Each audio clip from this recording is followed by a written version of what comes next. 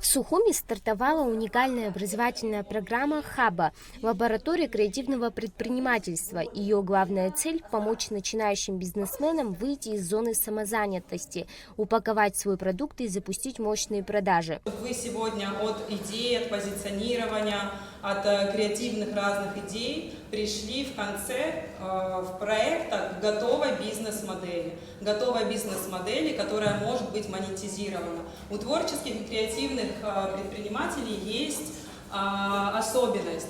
Особенность в таланте. Они могут придумать что-то гениальное, из ряда вон выходящее, но они не всегда понимают, как продать продукт, который они создали. Обучение построено максимально интенсивно. Участников ждут 8 недель работы в гибридном формате. Это живые офлайн встречи и онлайн-трансляции. Разбирать кейсы и делиться опытом с предпринимателями будут сразу 24 топовых эксперта. Светлана Анкфаб поделилась с участниками своим опытом и рассказала о том, как начинала свой путь. Свой путь я начинала еще в 2013 году с маленького магазинчика одежды. Мне было тогда 18-19 лет, и я начинала, у меня был бутик женской и мужской одежды.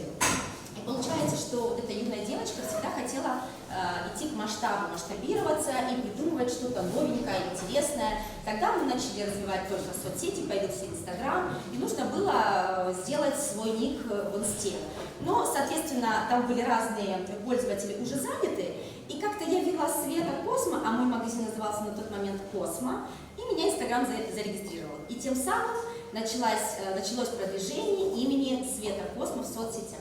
Вся программа разделена на 3 больших тематических блока. Первый этап – это фундамент построения бренда и позиционирования. Уже на старте предприниматели формулируют миссию своего дела и находят то самое уникальное торговое предложение, которое выделит их на рынке. Второй блок полностью посвящен продвижению. Вектор смещается в сторону современных технологий, лекции по СММ, цифровым коммуникациям и внедрению искусственного интеллекта.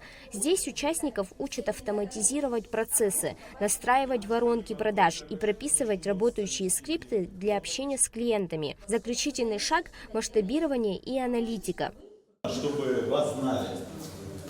Это не то, чтобы мы пытаемся преуменьшить значимость таланта. Нет, это, к сожалению, о том, что в информационном поле такие люди, которые создают что-то руками, да, вот вы у нас создаете кожаные изделия, кто-то ювелирные изделия, кто-то украшения.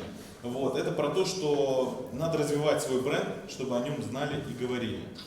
Предприниматели презентуют свои обновленные бизнес-проекты перед экспертами и инвесторами, чтобы доказать их инвестиционную готовность и получить поддержку для дальнейшего развития. Милана Агарба, Инна Ласурия, Абхазское телевидение.